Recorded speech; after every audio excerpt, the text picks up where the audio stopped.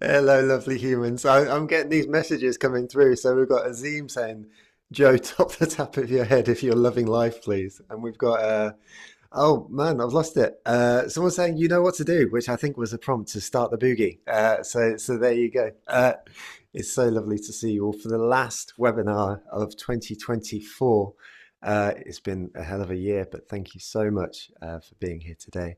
If you haven't already, do prop in the chat where you're watching from. And we've got lovely messages coming in from people like Simon, who's just saying Happy Christmas to you, members, which is nice. So if you haven't already, do switch your messages to everyone so everyone can see your messages. Uh, Honestly, you as a community, absolutely smashing it today. Very few messages coming into hosts and panelists, so wonderful job. And hello to Sarah, PK, Remy, Hannah, Penny, Janine, Sarah, Lauren, you're all heroes. So thank you all so much for being here as I attack my plant with my left hand in exclamation of excitement. Uh, Today we have just an incredible human being joining us in Helen Tupper. Now, I'll let you in a little bit of the behind the scenes because usually what happens is I've got a little note in here where I prompt myself with this introduction to say some nice things, and usually I write those nice things down. But for Helen, I haven't needed to because I just wanted to ad lib and sort of say that Helen is one of the people who professionally I've just come to admire more than almost anyone I've ever encountered. She is thoughtful, practical, and then on the personal level, has just been warm and inviting, and someone who, when you sort of admire someone and then you meet them and they're so nice, it makes such a big difference. And so, honestly, like I think we're gonna have a great time today, and I hope that we all take a lot from today's session. Hello to Rebecca in the chat and Ange and Helen. Thank you all for being here today. Today is something we don't often cover, but in careers, I think it's important. And Helen is the perfect person to speak to this and the principles around careers, even if it's not necessarily marketing specific, but I think we can gain an awful lot from it. Very, very crucially for today's session, the thing that we want to do is take your questions. So you'll see a Q&A feature that's found down below. Now, the thing that I want to sort of put up front is that I'm not going to read your names out when we ask the questions, which is just a little thing, just like if anyone's feeling nervous about asking questions, etc., etc. The recording will be available for 7 days after today, and I don't want to sort of like feel like you can't ask questions. So hopefully that's okay with you. If you do want your name read out, just put it in and just say so, and we'll go from there. Before we get going on today's session, I just want to say a big thank you to our featured sponsor. So this week it is Planable. Now, Planable are the place that we go to, the platform that we use to schedule our posts, to collaborate on our content. They're really fabulous. And I think an example of that right now is that on the QR code on your screen, you'll see that they've contributed a piece of content. It's ungated. They're not going to be tracking you. It's just like, it's just there. And it's how to create and use Instagram collab posts for more exposure. A really lovely piece of content, given generously. It is Christmas, and by some really lovely people over at Planable. So do check them out. Also, a big thank you to Frontify, Exclaimer, Cambridge Martin College, Redgate, Score App, and Storyblock. I'll make a big deal of them in the follow-up email. If I have one ask for you today is that this being the last session of the year, you'll see in the bottom of the email the various folks who have backed us this year. If you wouldn't mind dropping them a quick message, just say thanks. That's the reason we can bring these sessions to you for free, and it'll be really appreciated. So that will come in the follow-up email after today's session. With all that said, let's get going into today's session with the legend that is Helen. So Helen, thank you so much for being here today. Oh, well, thank you for having me back. Also, Joe, before we get started, I was talking to a friend yesterday and I said, oh, I'm doing marketing meetup with Joe tomorrow. He's like, and I said, have you met Joe? And he said, no. And I was like, it's just like an amazing human being who has created this like really big, highly engaged community of people who want to learn. And has also kind of done it from a perspective of someone that's kind of maybe more introverted in nature. And I think that just makes your community even more impactful, even more authentic, even more brilliant. So it's a mutual admiration, Joe Glover, mutual. You're so lovely. Thank you. Honestly, it's a great team effort. I'll take the compliment. I'm working on that, but like it wouldn't work without the community, without the team, and everyone here. So yeah, as Rebecca says in the chat, you two, all the Christmas warm feels today. So 100%. So Helen, let's start because you and I both know that we shouldn't assume that people know what we do and stuff like that. And so you do incredible things with Amazing If and then Squiggly Careers as well.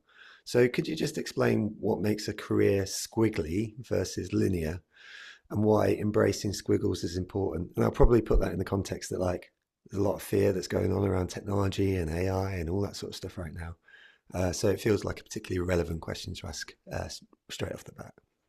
Yeah, yeah, sure.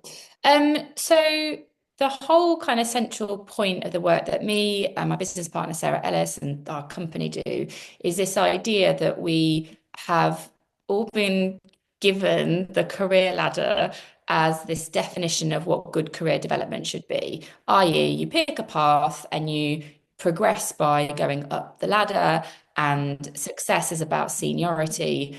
And the assumption is that there are enough promotions for everybody to acquire on their route to the top, and that's what everybody wants from work. And it doesn't really reflect our reality, the idea that careers are that linear and that predictable, but also, and maybe more importantly, I don't know, it doesn't reflect our individuality. So the idea, that every single person here today is motivated by becoming more senior, that is what we all want from work for the entirety of our careers, which is apparently on average 41 years and probably going to get longer. Like that we are that similar and that simplistic that seniority is the main thing that matters to all of us. And I think that when we look at careers like ladders, not only do people sort of approach their career development in a very limited way. So you only look to the next step and everything becomes about levels and grades, very limiting. I also think it makes us very vulnerable, which is the point that you're making about, the world that we're now working in. There is an awful lot of change going in what we're working on and where we're working and how we're working.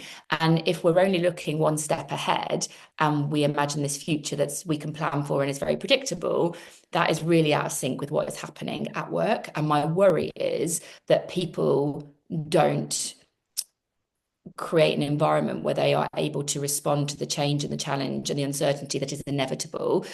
The good news is if people can develop the skills, they can succeed in that context. And we believe that context is squiggly. So, unpredictable, full of change, ups and downs. And we believe that squiggly careers create more opportunities because it's not all predictable and linear, and there are lots of jobs that are available for us, but that people do need to develop the squiggly skills to succeed. So if I was going to put it simply, squiggly careers are about giving people the freedom and the flexibility to develop in different directions. And my job is to help people develop the skills to succeed in those kind of careers. So squiggly is the context we're working in. My job is to make sure that everybody's got the skills, regardless of where they work or what they work on, to be able to succeed in their squiggly career. Love that. Thank you so much, Helen. I think it speaks to there's so many themes that come out of it. There's the skills-based stuff you're speaking about, and there's also just like I think the context when I was putting together today's session was like, there's a lot less confidence in the market and stuff like that, but it feels like a squiggly career and acceptance that that could be a thing is probably a slight reframe on a potentially confident sapping market into a slightly more exciting sort of place, where folks can sort of say, there are going to be ups and downs and there's going to be sideways moves and upwards moves and downwards moves and stuff like that. Um, which Yeah, and I feels really think important. when we started, so Sarah and I started this as a side project. So I used to be head of marketing for one of Virgin's businesses. This is like sort of 12 years ago now. And when we started it, I actually did not set about to run a company. I was quite happy in my job in marketing, working in big businesses. I was all fine doing that. But what we started to realize was that Squiggly gave people permission to do different things. The ladder doesn't really give people a lot of permission. The ladder says, go be more senior, and that's what good is. Squiggly says your career can be as individual as you are, and you can develop in different directions. So let's help you to do that. And so I think what we have followed is a group of people that have connected with this concept of squiggly careers and have been looking for the support to make it happen for them, but also like a movement that makes it, bigger for other people. And we've just really like followed that and tried to feed, we've tried to feed the demand as much as we can to help as many people. And I do feel like 12 years on from when we started, um, there is even more appetite for it. There's even more, and from organizations now. I think at the beginning it was very, I want to have a squiggly career. And now I think the tipping point we're getting to is companies saying, we need to create these squiggly careers, or all these brilliant people that want to develop in different directions don't feel like they can do it here, and they're going to go somewhere else. So I think that's been a bit of a tipping point for us. Love that so much. It just feels so much healthier, frankly. So, thank you for explaining it. And I think what I'm going to do is I have an awareness that going into the rest of the questions for today, and I can see that we've already got 6 open questions from the community already. So I am going to absolutely prioritize these. Excuse me. Is that some of these questions might fly in the face of squiggliness a little bit because they feel quite practical, pragmatic, and stuff like that. So now that we've got the grounding of that context, it would be really lovely to take your framing as well on it all. Goodness, I sound gruffly. Right. Anyway, What have you been doing, Joe? I tell you what I've been doing is not sleeping. Yes. Right. So, broadly speaking, I thought that I could frame my questions into 3 sections. So, getting jobs in marketing, both senior and junior. Secondly, progressing your career, and thirdly, sort of retraining or changing career directions. But what I am going to put is a real heavy emphasis on the questions that are coming in from the community. And so, just with those folks, if you see a question in the Q&A that you'd like to be answered, please give it a thumbs up so we can make sure to prioritize those too.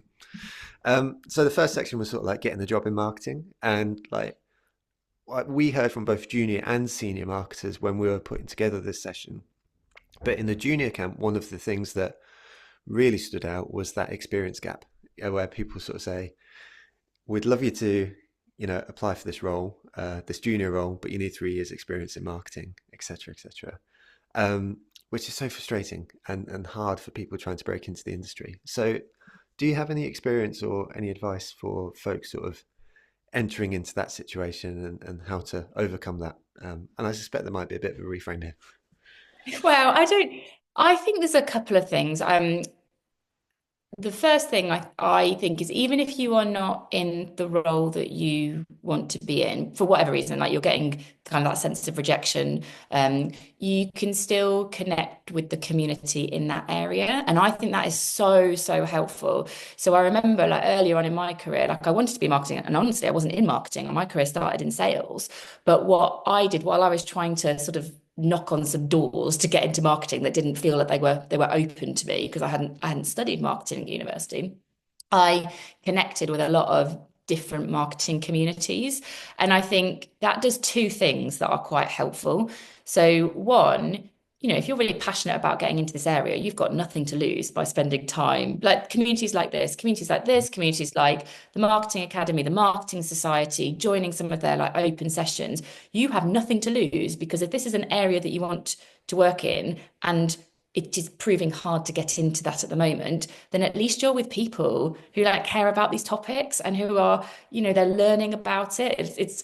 I feel like you're connected to it, even if you don't feel kind of at the moment sort of welcomed into that world. I think the other benefit, other than that kind of personal sense of belonging that is important, is that I think it shows a lot of proactivity. So there are lots of moments in our career, I think, where we might find ourselves applying for opportunities that we don't officially have experience for. So you reference someone trying to get into marketing. I think there's also often the manager situation, where you want to become a manager and people go, well, I'd love to take you on as a manager, but you've never been a manager. And you're like, yes, I know. That's why I want to be a manager. And there are lots of moments in careers where we have this catch 22 situation where someone says, well, you can't do it because you've never done it. And I Mhm. think community gives you a sense of belonging. It also shows a lot of proactivity, that I'm acknowledging that I've got a gap, but here is what I'm already doing about it. And I think the third thing that I would say is about, so you've got this idea of kind of connection, belonging, and proactivity. The other thing I think is really important is to sort of demonstrate your CQ, what's called the CQ. So this is your curiosity quotient, like how curious are you? So companies now really need like curious, adaptable people, i.e., kind of like learn it alls, not know it alls. And I think if you can show to a company, like, hands up, I may not have done this job before, but here's what I've been learning about, and here's what I understand about you and your context and your company, and here's how I've got some ideas that can help. I think that's sort of the gap that you're trying to bridge when you haven't got the experience that might tick all the boxes on paper. But I would say from your own mindset, don't let that like be a thing that rules you out. I think you're trying to rule yourself in. Like, here's the Mm. community I'm part of. Here's what I've already done. Here's some things that demonstrate how curious I am about your company, your context, and this particular function. That's what I would say to focus on. That's what you're selling, really. Love that. I'd love that turn of phrase. I mean, in any answer you get like, a moment which stands out and say, learn it alls, not know it alls. It's just such a lovely way of thinking about it. I think particularly at the moment, given the frame of the question was around technology and stuff like that, I think that's just wonderful. And it's funny because I remember a webinar we did earlier this year with Ellie Norman, who I think you know. Yes. Yeah. Uh, and to me, her most striking. So Ellie Norman is the chief communication officer at Formula E, but has previously been at Formula One, Manchester United, and it was striking how curious she was around the world, around learning, etc., etc. And you know, if there was no trait that sort of took her further, then if she had nothing else, then that curiosity would have taken her so far. One would assume because it was just so palpable, and so I really admired that. I Um, think maybe quick note, Joe. I think when in our squiggly career context, we're talking about in ladders, you're sort of selling yourself based on the job title. Like, I have done that, therefore I can do this. Sounds similar and it's a bit more senior. Tick box. In squiggly careers, we are selling ourselves based on our talents. So, this is the thing that I want to be known for, and here's how I think I can use it to help you more. And that is that kind of, I'm going to sell myself based on my talents, is a way that we kind of try to get around this idea that, like, title to title matching, it's kind of less important now. We're trying to sell like talents, your ability to add value. And so you do need to know that. I think if you aren't trading on the experience, I think that you do need to have confidence in the talents that you are bringing to a person or a position.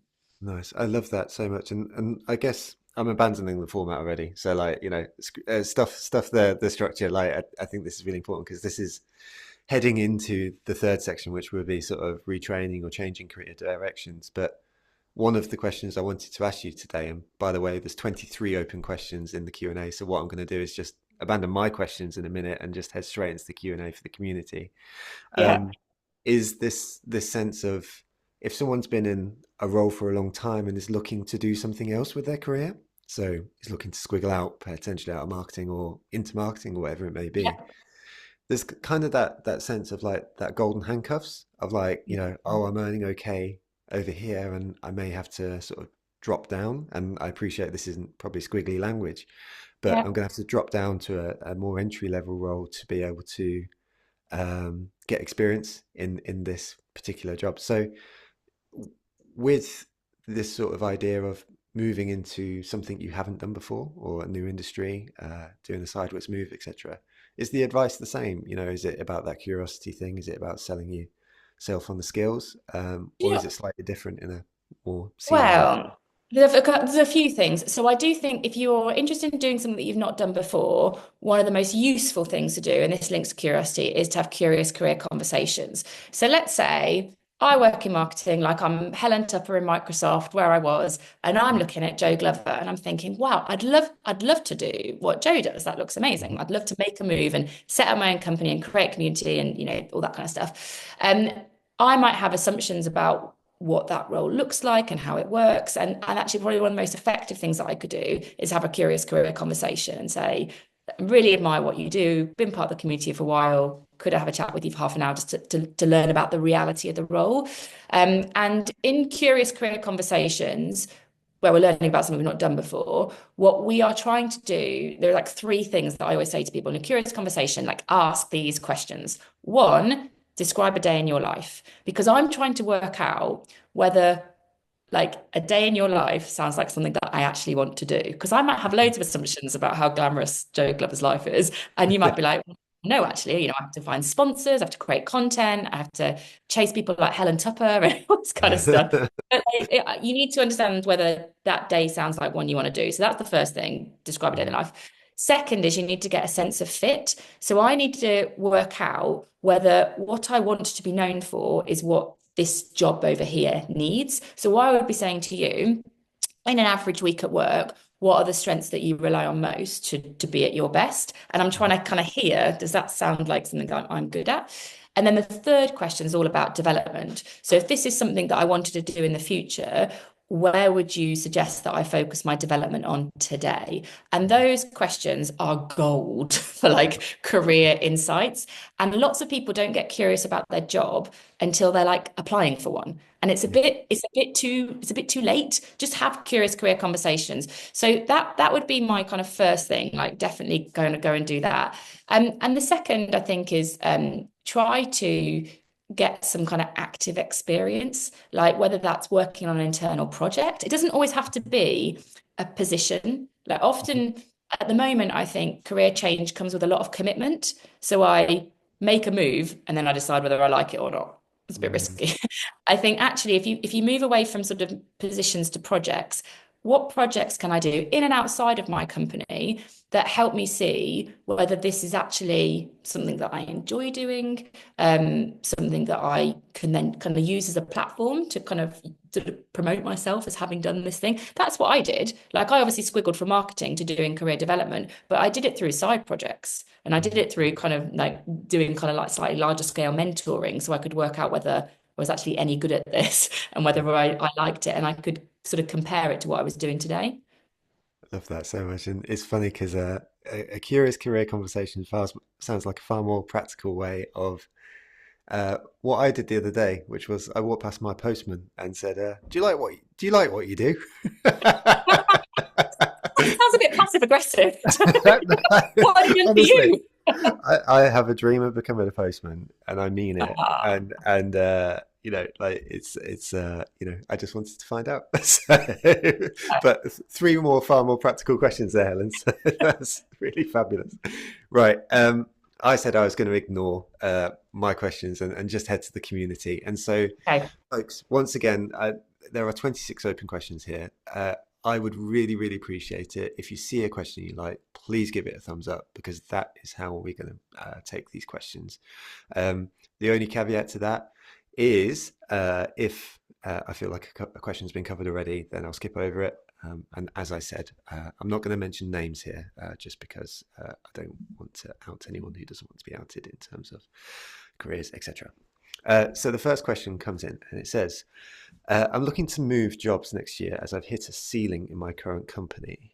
But there's a lot of noise right now about how bad the job market is, especially for marketing. It seems companies expect you to be a specialist in every area. So content creation, social media, marketing strategy, the list goes on. Uh, any optimism for the 2025 job market?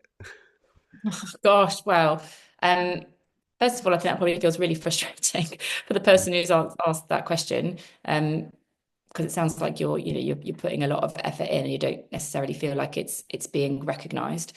Um, I I would do I would do two things in that situation. So first of all, I would start to think about where is your energy and what do you want to excel in? I always think like marketing is so broad. Like it's so broad. There are so many disciplines. And we often talk about I don't like the difference of being good and great. So when there is something that you are great at, like as a standout strength, it pulls opportunities towards you. It's like a magnet because people associate you with that particular thing. And we can't all be great at everything. Like we can't be great at all these different disciplines of marketing. It's just there's too much to learn, and there's too much competition to like be great at all those things. So I would first of all start with across the work that you're doing, not the company stuff, not what your manager's saying, but to start with you. What is the thing that gives you the greatest energy where you're like, I find it easy to learn here. Like I kind of get excited by what's happening in this area. And I would over invest in that area and start to think about we talk about stretching a strength. Like, so you decide what you want to be known for. That tends to be the thing that gives you the most energy or why are you doing it? So start with what gives you energy you want to be known for. And then I would like over invest in that strength by stretching it. So stretch number one, like how could you that thing that gives you energy, how could you make it stand out more in the job you're in today? Stretch two is like the department that you work in. Could you kind of use it to benefit someone else in the department? Doesn't feel too far away from your day to day because it's still quite familiar. Then it's in the company. That's the third stretch. So is there an internal network or an event or an initiative that you could use that strength with? And then outside the company, and the benefit of this is because you're using that strength with more people in more places, it gets bigger, like the strength gets bigger and it gets better. And when we do that, it starts to become a magnet. Now, honestly, this doesn't happen overnight. So it's not like you don't stretch it overnight, but it is something that you're in control of. And I think it is something that gives you confidence because you see the value of what you're doing. So that would be my first thing. And the second, I would say, as well as stretching strengths, is just like the support that's around you. Because for the person who said that, that's just not going to feel easy. And whether that is a peer. So the way I think about peers, peers are people who are going through what you're going through, or a mentor, so somebody who has done what you're trying to do, or even a sponsor, somebody who advocates for you. Like those, that any of those roles are very helpful in your career generally, but especially when you're going through a hard time and you're like, I am trying and it is not working. Those people will offer you support for your career that can sometimes get you through like quite knotty moments.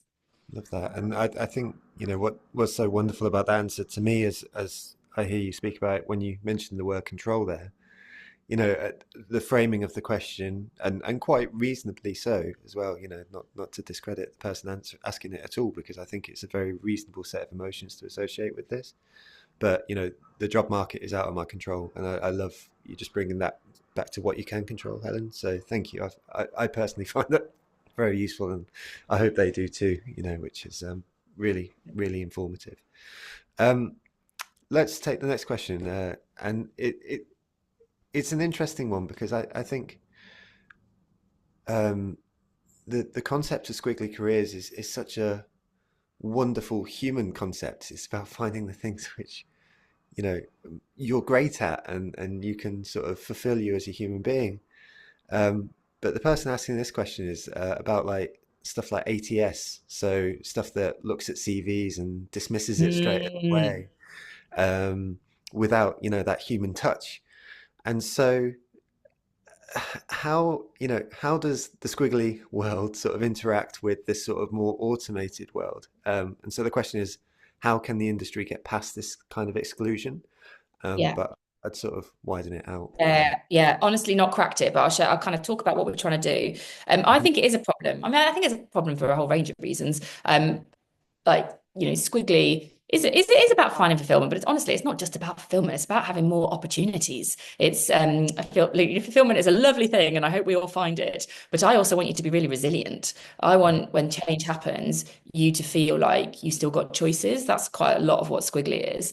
And by doing that, we have careers as individual as we are. Now, my worry about some of the systems that are trying to go through all everyone's applications is that we lose that individuality and people start to play the game of putting their CV through AI so that it becomes more generic and passes the test. And I think that we lose a lot of what makes people brilliant when we end up with generic CVs that just pass the test. I have not solved this, and I think it is a problem that needs to be solved. We are working. I mean, it's also not the only problem with squiggly careers. I'll give you the other problem with squiggly careers is lots of organizations have been built on a ladder. So loads of people are stuck in silos and Yeah. stuck on ladders because that's the structure of organizations. I think the good news is like on that structural thing, we've been working with lots of companies on this initiative called Squiggle and Stay. So how we create squiggly companies where people can, move more easily across functions and don't get stuck in silos. So I have confidence that we can change some of these slightly more systemic things that I think are a bit of a blocker to Squiggly. But we've not cracked the kind of the recruitment one yet. Also, and I'll be really honest, like other things that we want to challenge are interviews. So not you kind of think about the journey to succeeding in a Squiggly career. Individuals got the skills, they apply for a job. You've got to get past this new AI filter, which is making everybody's, applications very generic. So we've got to fix that problem. Then what we also need to do is fix the interview process, because if managers are looking for boxes to be ticked, like then actually what we're saying is, well, I don't fit in your box. And so what we need to do is change the questions that get asked in interviews. And so we're on it, everybody, but I feel like I honestly a lifetime's work of creating squiggly career companies and setting up people to succeed in squiggly careers. So we are on it and we are aware of it. 100%. Well, one of your earlier answers, and when I think it was in answer to the first question, was sort of acknowledging that you and Sarah between you are sort of trying to keep up the momentum behind, or not keep, but keep up with demand, and to these things. And it strikes me, we've got hundreds of people on the call right now, and it's it's for us to start making these choices as well. And I'm not going to start patting, but I'm being advocates for these things as well. So I'm not going to, pat ourselves on the back too much. But the marketing meetup recently hired a person. We had 1,000 applications for it, and we went through every one of them in person, and looked at the thing and every question. And the questions weren't, describe your experience. They were describe what you like. And by the end of this process, I think we found a human being who was absolutely incredible. And I think we've had a far better outcome as a result. Now, I'm not saying, it's easy, but what I'm saying is it's probably better, in terms of our outcome. And if we can advocate for that, and there's people here who are passionate about it, we have choices in how we build our companies and influence and stuff like that. So hopefully there's an advocacy role, that we can do as well. Definitely think we have a big role in like facilitating the community. So we have some communities. We have a community called the Squiggly Career Advocates Community. We have a community called Lead Learn Connect, which is like companies that kind of want to change the way that work. But I haven't created a community yet that is focused on recruitment and interview, and I would like to. So it's an Mhm. idea in waiting, and I absolutely recognise that it's a bit of a gap at the moment that feels quite frustrating. For squiggly people who are trying to get in and they're being kicked out because of quite a ladder-like process, it is frustrating. 100%. Right, we've had a couple of messages in the chat about age. And in fact, this is the question that has gravitated to the top of the Q&A as well. And so the question comes in saying, "Hello, Helen. I'm a 44-year-old marketing generalist with a solid, broad experience, but I find myself struggling to fight against ageism in marketing, even though I keep myself updated and with an interesting enough experience." The question's quite open. The person just asked, "What are your thoughts and recommendations?"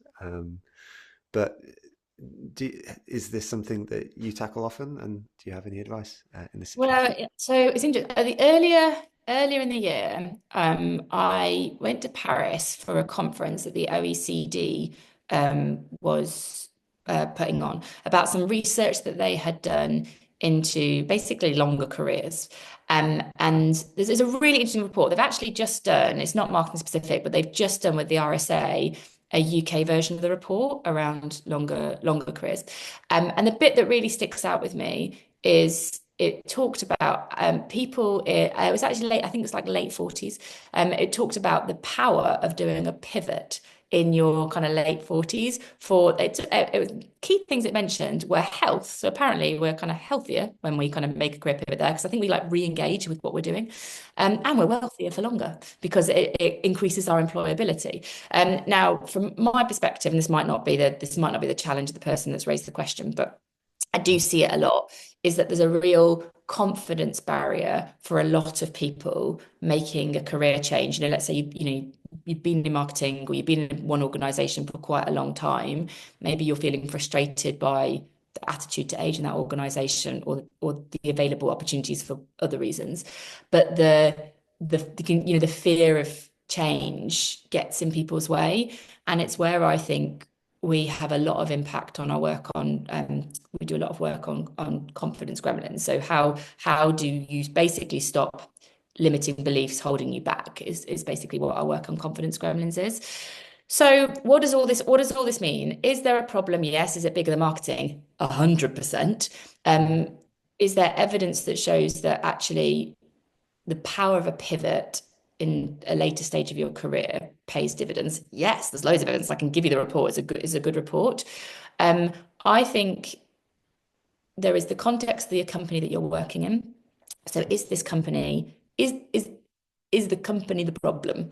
And in which case change might not happen super quickly. Like I think if you're experiencing ageism in an organization right now, that might take have you got the appetite to tackle it in that company? Because it does need tackling. You probably don't want to do it alone. So you might want to set up like an ERG, but it probably won't change overnight. So I do think you have to ask yourself, have I got the desire to challenge this in this organization? Or do I go to somewhere where they embrace my experience and my skills and kind of, everything that I've got to bring without age being a factor? I do think that is a decision. But if you're worried, if the worry about change at that point in your career is holding you back, then I have a lot of evidence to say actually it's a really powerful point to make a change. But I do think it's a choice. I've been in an organization where I was brought in to make a change to a culture. And it wasn't an age-based change. I think it was a mindset and an experience that I was bringing as someone outside into a company that largely progressed people internally. And it is quite tiring, like to be the change agent in a company. It's quite powerful, but it is quite tiring. So I think you do need to make a choice. Like, do I want to be the person that flies the flag and says this is not right? And if you decide yes, my top tip, if you're like, yes, I like this company, I can recognize the problem, I want to drive this change, ageism or whatever it is.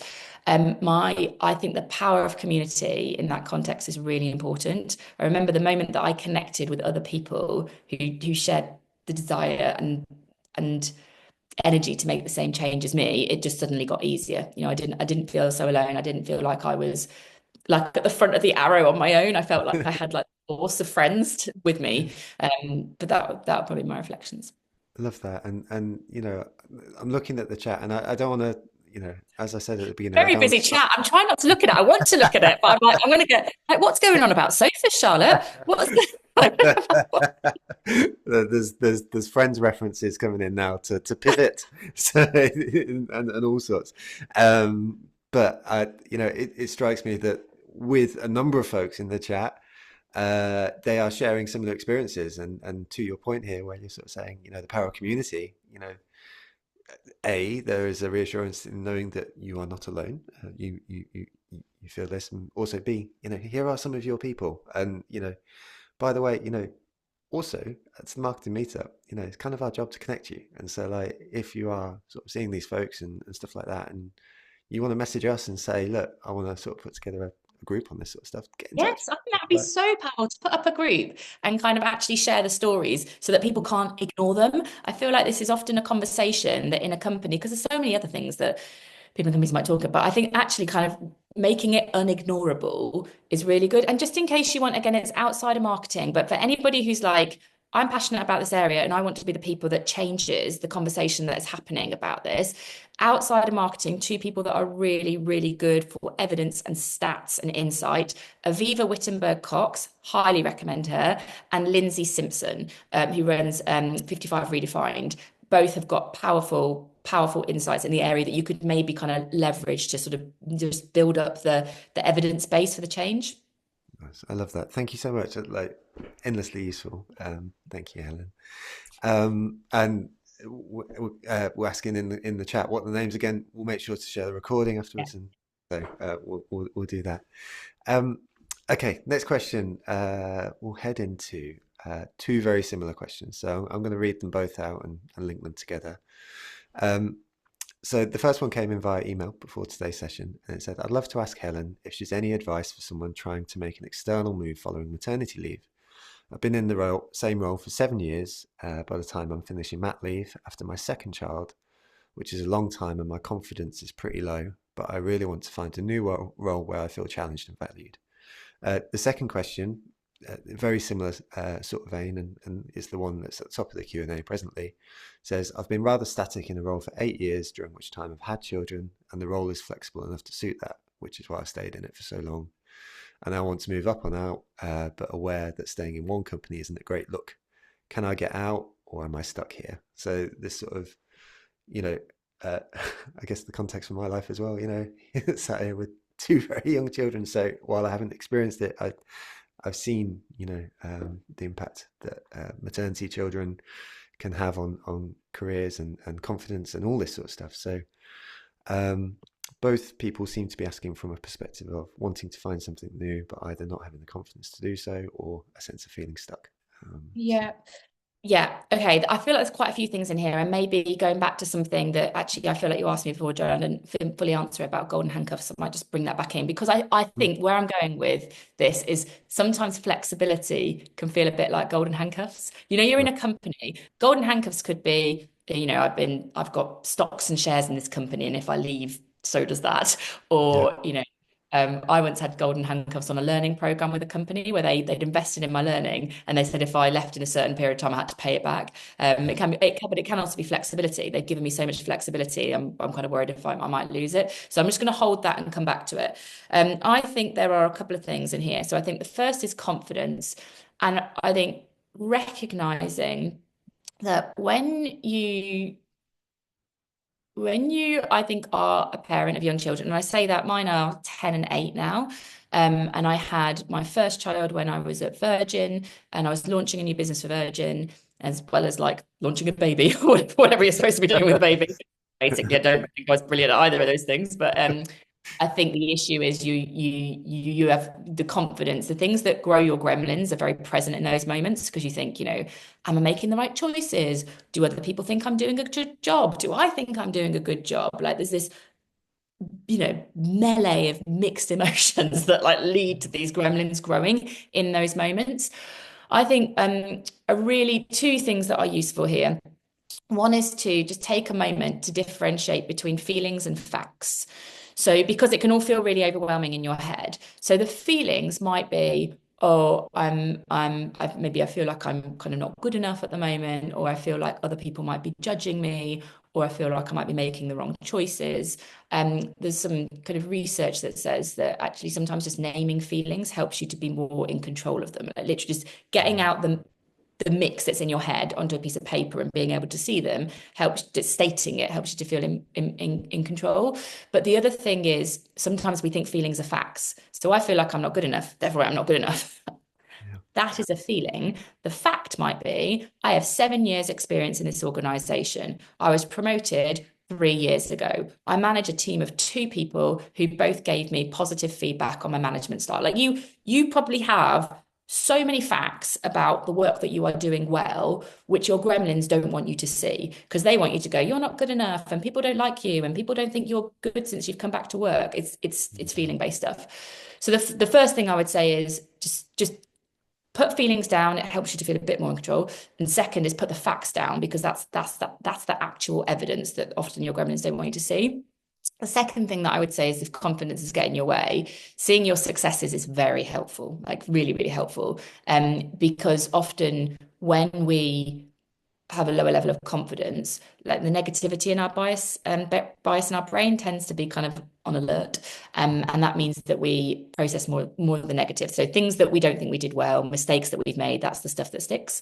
I need your successes to stick because that's the thing that will build your self-belief, and it's a really simple exercise. I do this whenever I am in a bit of a knotty moment. So something I'm doing hasn't worked the way I wanted it to, or I feel like I've delivered something and it didn't quite go. Like I'm like, oh, that was supposed to be brilliant, and it just actually wasn't. Um, those are the moments that I reflect on my successes, and I just do it for a week. So at the end of every day, I just write down three very small successes I've had that day. And the first one comes quite easily. You can be like, oh, I had a nice chat with Joe. That's a success. The second one, you have to think a bit longer. The third one will probably take a good couple of minutes. But it's a real forcing function to see your successes. And if you can keep it up for a week, you will have 21 small successes by the end of the week. And if your starting place was, I really don't think I'm doing a good job right now on Monday. And by the end of Sunday, you're like, you know what? Here is evidence that I'm actually not that bad. It's helpful to build your confidence. Just one more thing on the golden handcuffs bit, if that's all right. Of course. Sometimes I think we make assumptions that we have to stay where we are because of what we've got. Mm, And and I'll give you an assumption there. I remember when I was at Virgin, I was thinking about making a move, and I knew that if I moved, and I was pregnant, truth, I was pregnant, and I thought, oh, maybe. I mean, I liked my job at Virgin a lot. I loved Virgin, but I kind of wanted to work in this slightly more global context. Microsoft was the company I moved to for context, and I remember thinking, well, I if I leave, I won't be able to get maternity leave, or if I can't leave because I've got maternity leave here, and I won't have it over here because I'll be a new person. And I remember thinking that that would be the thing that got in the way of me making a move. And I've had other conversations before about, oh, I can't, if I leave this company, I'll lose my bonus, all kinds of things. And actually, when I have had conversations with people, um, fair enough, there were trade-offs, but they weren't the ones that I thought. They weren't, I'd assumed that this entire thing wasn't going to be possible. I wouldn't be able to do, work at Microsoft and work on Squiggly Careers at the same time, or I wouldn't be able to take a job on in a big company in a big job when I was pregnant. They wouldn't do that. And actually, lots of those assumptions haven't proved true when I've actually had conversations with people about this is what I want to do. This is what this would need to look like. Other people have helped me to make that possible. So just sometimes challenge the assumptions that you might be making through mm, conversations to find out what actually would be possible. I have often found that the golden handcuffs, there's ways to challenge some of the handcuffs.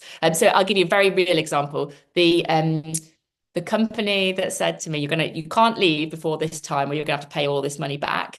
I had a conversation with them, and we agreed to meet in the middle. So I could right. leave, and I didn't have to pay all the money. I had to pay some of them. So that assumption, I was like, God, I'm gonna have to stay here for 5 years in order to pay Yeah. all back.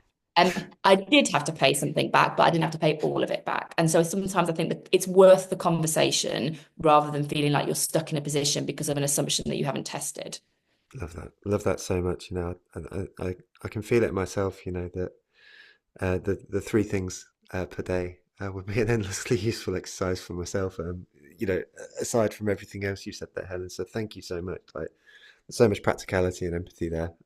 It's just really lovely to hear. So thank you for speaking through everything there. And we've had a lovely comment in the chat as well there from someone who's looking to help folks boost their learning. I'm venturing through the Q&A now, and I'm looking at the first four questions, I think they are, and I think there are enough themes, hopefully, to sort of feel like we've covered off it and, not feel like we're going to retread ground. So I just want to probably take it into the land of redundancy, because this Mhm. is one of the questions that has sort of gravitated to the top. So the person in the Q&A here has said, I've been in B2B marketing for 21 years and also qualified at manager level. I'm struggling to step up to the next level and have been made redundant for the fourth time. Now, they've just asked for some advice, but I feel like given a lot of folks' experience in the past year around redundancy and, things that have happened, I wondered whether this is something that you touch upon in your work and that you speak about, because having never been through the experience, it strikes me that could be a really scary thing to happen. And so, how do you help people process this sort of part of their career?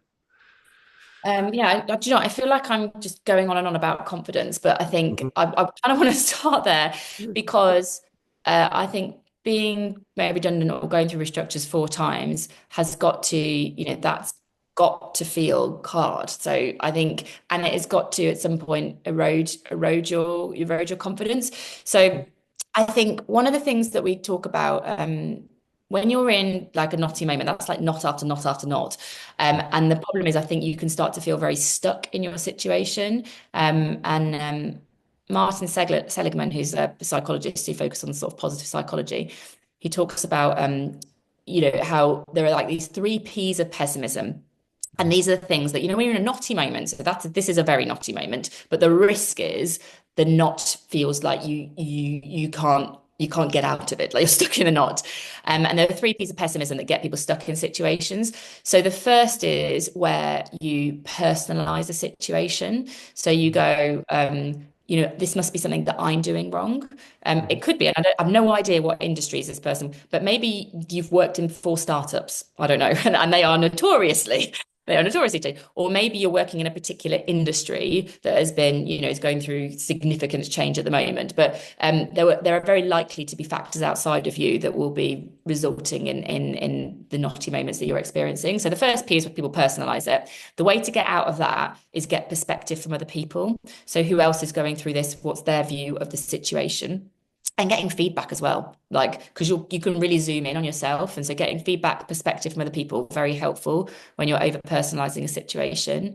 The second is thing that gets people stuck is where they're in a knotty moment and you make it very pervasive. That's the second P. So you kind of go, if the first one is like, it's my fault, the second P, pervasive, is it's my life. Everything is going wrong right now. Yeah. I've fallen out with this person, this project's not working, this, everything. And what's really helpful there is activities like the very small successes one that I mentioned. Like we need you to see what is going well, because your natural inclination is to say everything is going wrong all at the same time in my life. And then the third P is where you make it really permanent. So you say, well, that's it. Like my career in marketing is completely screwed because of this situation. It's basically never going to be the same again. And the best response to that one is to do what they call mental time travel, which is where you kind of go back to a difficult situation you've been in before. So you go back and you kind of go, well, how did I deal with that? How did I respond to it? What did I learn from it? Why am I better because of it? And then you also kind of go forward and you think, all right, well, what do I want to be true in 12 months' time that isn't true today? And this mental time travel means that you're not so stuck in this situation. Now, that's the psychology of it. Like, so, because I'm saying, gosh, this must be hard, and you must feel really stuck. I would focus on make sure that pessimism isn't getting you more stuck. I think practically this is going back to what can I control? I can control my learning. So what do I need to learn? How can I show that I'm learning? That's going to feel positive. Like growth feels good. Basically, learning is the gateway to growth. Growth feels good. So and no one can say no. Nobody can stop anybody learning. So I would, if you feel like someone has said no to you, say yes to learning. Like that is going to kind of help you. I would go back to community, because you're going to find support in that community. And I would really tap into connection. So community is like a group of people here. We're like-minded learners, but you might not be directly connecting with somebody. Most of our opportunities in our career come through connection. So it's me saying to Joe, "Oh, I'm interested in doing this. Do you know anyone who? Mhm. Or do you know anything that?"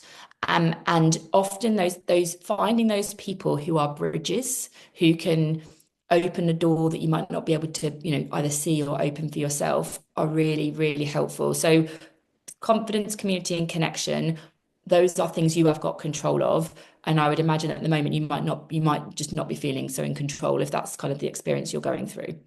Oh, I love that. It's so, so So, helpful. Joe, one other thing, if that person wants to email me, we have like a whole free redundancy thing with like skills and training and stuff, and I will send it your way. So just like message me on LinkedIn and I'll send it to you. So yeah.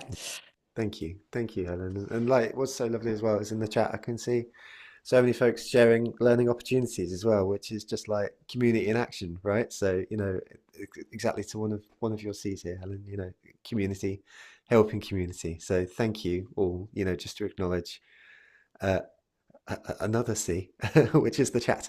So,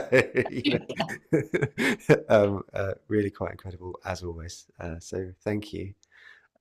As we draw to a close, I'll do one last prompt to folks. If you see a question in the Q&A you want answering, you don't feel like it's been answered so far, please do give it a thumbs up, just so I can prioritize it as we head towards the last 4 and a bit minutes of today's session. So the one that has gravitated to the top, however, is again, not naming names. So this person says, my concern is that I want to stay in a lower level where I can focus on creativity more and stress about numbers less. But with the cost of living getting tighter and AI nipping at my heels, it feels like I have to try and move up to keep making ends meet. Any advice here, Helen? Yeah, this might not be very PC advice. I think there is a bit of a ladder-like problem that has happened where pay, performance, and progression has all been lumped together, right? So, Mm, and that's part of the problem here. This person is saying, I want to do a good job. Like I'm creative, I'm in a role that I enjoy. I want to stay here and I want my impact to be recognized. However, the only way I get more money is by going up a ladder I don't want to climb. Um, that is one of this kind of issues that we have created with career ladders. I think what I did in case did set up a side project. So one of my the challenges that I experienced in the company was I kind of wanted more money for learning. Like I wanted to go on all these courses and companies kept trying to tie me in and like you had to do certain roles to unlock things. And I didn't really enjoy those limits, to be honest. And so I started a side project, this for years, that for several years meant that I could stay in jobs that I really enjoyed and I didn't have to feel the kind of pressure of promotion. And I also I didn't have to ask other people to learn. And I used the funds from my side project to fund my learning because I couldn't actually take it as a salary because I already had a salary. So that got complicated. But I used it to pay for learning that I wanted to do. So I would say, and I appreciate you might be saying, well, I don't want to pay for learning, Helen, I want to pay for my rent, which is getting increasingly expensive. But I think there are choices. If you want to stay in the job that you're in and do the role that you enjoy, and at the moment, like I would potentially speak to your manager about that. Like within my grade or my level, how much can I grow? Like I would test that mm, because you want to know that, right? You need to know that. So that you understand kind of where the movement might be commercially. But I personally, what I did was I kind of created another source of income that supported me in what I wanted to do, so I could stay where I was. I recognize that took my personal time. That in order to do that, that took my personal time. Um, but that did mean that I had more choices. I kind of also enjoyed what I was doing more, to be honest, because I was meeting all these people here and I could bring it into the company. yeah. But I think if you are making the choice that you want to stay where you are and do what you enjoy, at some point that probably is going to have an impact on um how much you can increase your salary in that particular role. And so the ways to earn more might be to do what I did with the side project. I was quite open about that with my company as well. I didn't really want to hide that I Mm. was starting in a side project. It didn't earn money much in the beginning, to be honest. But I always said that I was like, if you're buying me this, you're buying this bit of me as well. Yeah, and I appreciate this isn't a universal situation, but speaking from personal experience, who did a similar thing, I was working as a marketing manager at the same time as I started the marketing meetup. My progression and the contacts I could bring into the company, et cetera, was so much higher because I was able Mm. to do that thing. Um, One last question, Helen, and then I think we'll take time if that's okay. So the last question comes from someone who I'm not going to name, Habit, who says, I've been in marketing for 10 years, recently left my head of marketing for a B2B manufacturing business. I felt too much pressure as a solo full stack marketer and I burnt out.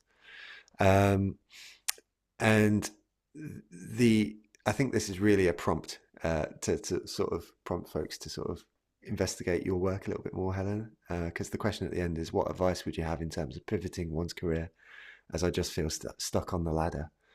So if you have any specific advice to that question, that's cool. But what I really want you to do is encourage folks and let people know how they can sort of follow your work more, because I know that this feels like a large part of what you provide the world. So pivot, I saw that someone earlier did pivot with lots of T's on the end of it.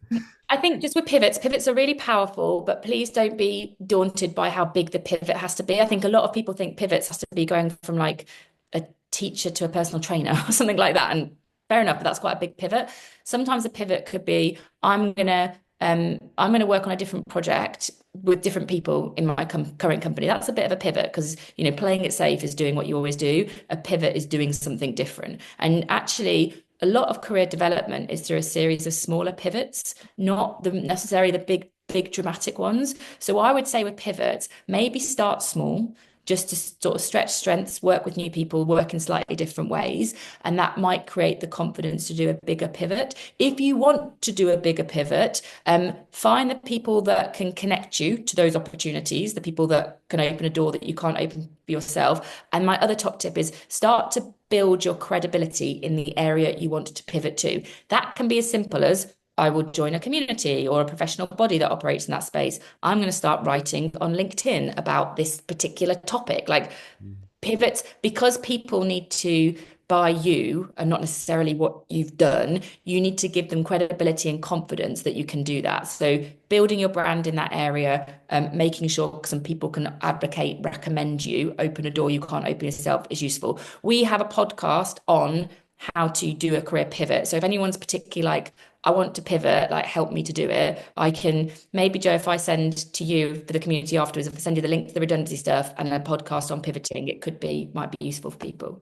Absolutely. That'd be absolutely fabulous. Thank you, Helen. And let's draw it to a close there. I'm aware that we've gone 2 minutes over, and you're a busy human, Helen. So I want to respect that. And I've been quite naughty by going 2 minutes over. So with all that said, thank you, Helen, and thank you to everyone in the chat. You're just unbelievable. Thank you for a wonderful, wonderful year. You're you're wonderful. It's so appreciated. I'm making this quick. We'll be back on second week in January. You're all the best. And so with all that said, I hope you have a really, really lovely Christmas. I hope today's been really useful. I feel like it has been. Helen, thank you once again. Merry Christmas, Joe. Merry Christmas. Bring the energy. Right. Thank you all. Right. We'll see you soon. Take care, everyone, Take and have a brilliant time. Bye bye. care.